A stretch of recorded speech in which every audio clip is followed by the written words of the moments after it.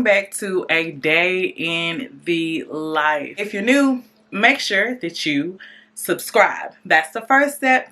Hit that notification bell. That'll be the second step so that you can know when I drop a new video. This is part 2 of my home birth story, where I'm going to share all of the footage and pictures so you can see what this was like. World, I wanted to make sure that I was natural. I had done so much healing from my child loss experience that I wanted to be able to pour my full self into this birthing experience. And what a lot of folks don't know when it comes to home birth is it's not just the day of preparation. You completely are shifting your lifestyle. Disclaimer, your girl was pregnant during the pandemic, so that was not easy. My husband actually was not allowed to go to any of the ultrasound visits with me, but we were able to actually get that time and that experience back by having a midwife. And she educated us, and she got me to feeling extremely confident about my body and my ability to actually carry life. I went past 39 weeks. Yeah, you heard me right. Once your girl was at 39 weeks, I was ready to get Royce out of me. And so we decided to do a bunch of different natural inducing remedies to signal my body to go into labor. Y'all, we tried everything. We did castor oil. We did clary sage and the diffuser. We did massages. My midwife prepped my husband so well. I'm eating dates. I'm doing, y'all, everything under the sun. You know what? Royce is gonna come when he wants to come. And I kid you guys not. I was watching Netflix and my water broke. I think it's time. Luckily enough, we had already had our home birthing kit. Husband called the midwife and she had her assistant come, and then she came and they set up the pool, and my body, I am talking about, those contractions were just going, and Royce was just moving, and I am trying my best to remember everything that's been told of me. My doula and I worked on so many affirmations, and I just felt at peace and in control of my pregnancy by being able to be in my own home. It was so beautiful. The tub was here in the center of our bed. We started on the bed and we're going through those contractions, and then hour 5 hits and we move to the tub. And we're in the tub and my husband is wiping my neck. He's trying to keep me cool. We have the fan going. Mind you, it is October, it's fall, so it's semi-cool here in Georgia, but I was burning up. I was hot. I'm talking about hot. The water was calming, but the contractions were still going. And I was just like, let's get him out of me. Eventually, my midwife encouraged me to actually get out of the pool, get dressed. She said, let's go walk up and down the stairs. Guys, I have to admit, I did not think that I could move. At this time, we are 12 hours into pregnancy, and I am walking up and down the stairs as best as I can. My husband is holding my hand. We get to the living room, and then he just holds me closely, and we're able to dance and rock.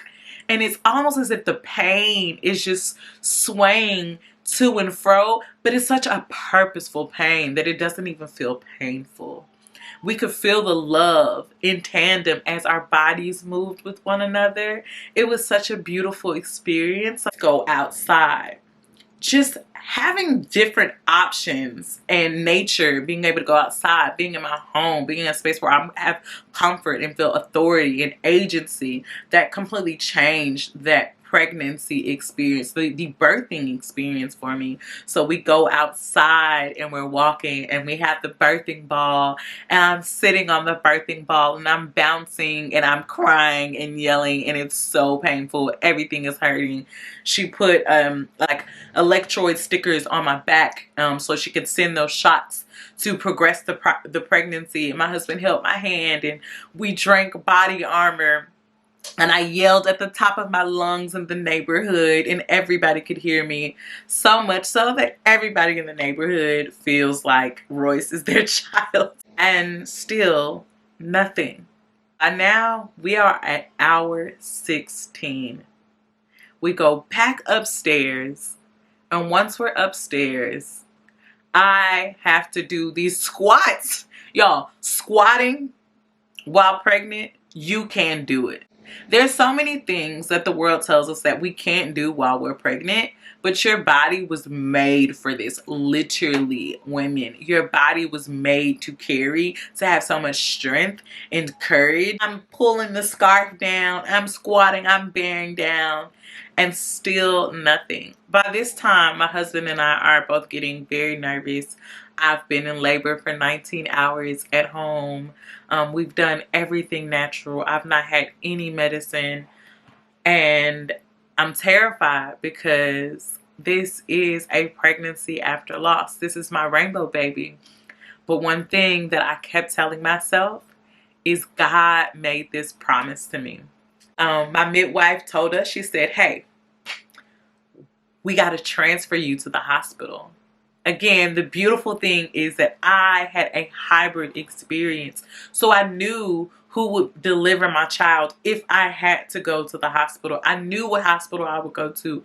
My doula was phenomenal, working with my husband and I to develop a birthing plan for home as well as a birthing plan for in the hospital. The hospital bag was packed in case we needed to, so we didn't forget anything. We're getting transferred. My husband is frantic at this point. He was calm at first. He's always the calm one. I'm the one that's like on 10 all the time. He is moving so fast that he literally knocks the whole TV mount out of the wall. I had to tell him, babe, slow down. It's okay. We're going to get him here safely, because I knew he was just as afraid as I was. My husband gets in the car. Mind you, the hospital is a good 45 minutes away. We got there in 15. He put that NASCAR foot on the gas and we were gone. And normally I complain. I could be a passenger driver sometimes, but I didn't, because I was so ready to meet my son. Once we got to the hospital, they were already prepared for me. Was that I needed to get my son here safely. It's cool to have a birthing plan. It's cool to have a plan in general, but sometimes in life we have to be a little bit flexible and smart about our bodies. And I could tell with my body at that moment, I needed the medical assistance. Get the epidural. I already knew what to expect. I knew that the Pitocin would make my son's heart rate go up, because guess what? This is a conversation in terms of education that I've already had with my midwife. I knew that if my plan didn't work, my son was going to activate his own plan, but that I was going to be able to trust what God was doing in our lives. And then I get the really bad news that I'm going to have a C-section. Now that's when I freaked out. I'll be honest. It's like, okay, girl, you knew that you had to have the epidural. You knew what to expect from that, but you didn't expect a C-section. I didn't. I didn't expect to have a C-section, but I had to trust the detour of the plan. Husband finds out. He's just like, as long as I get to be there next to you. And thankfully, I was able to have him there. Great. I had a team full of Black women doctors that made me feel extremely confident and comfortable. My OB, that I was totally in agreement with delivering my son if need be, was right there, as well as encouraging me to let me know there was nothing I did wrong. So many times I hear moms feel guilt or shame because they had to have a C-section. And I felt guilt and shame, not only because I had to have a C-section, but because the home birth didn't go as planned. However, having so many people pouring into, like, I didn't have any worries, because I had the love of my life and I was getting ready to give birth to the most beautiful, amazing thing that has ever happened to me. So they do the C-section, you know, cut me open, and I didn't feel anything going on, to be quite honest with you. I'm just locking eyes with my husband as I am laying there looking at his head upside down. And then all I hear was the most beautiful cry. I hear this cry and my heart just opened up with so much joy and so much admiration. And then I felt like Superwoman. And God did that. And me and my husband did that. My son came out. We did that. We are a beautiful family. And I'm grateful for the experience that I had, having both a home birth experience and a hospital experience. And honestly, from the beginning, I had a hybrid situation. And so I got the best of both worlds. My midwife followed up. I still had postpartum visits with my midwife and my doula and my OB. It was holistic, well-rounded care that I think every mother who chooses to go through an experience of being a mother should have the option, or at least the awareness, that a hybrid experience is out there. So I hope that you have enjoyed learning about my home birth experience turned hospital birth.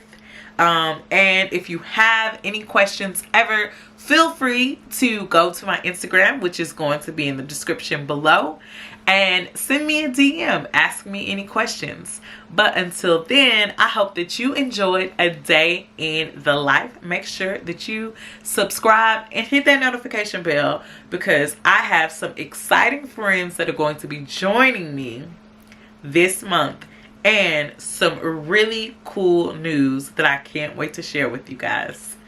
Bye.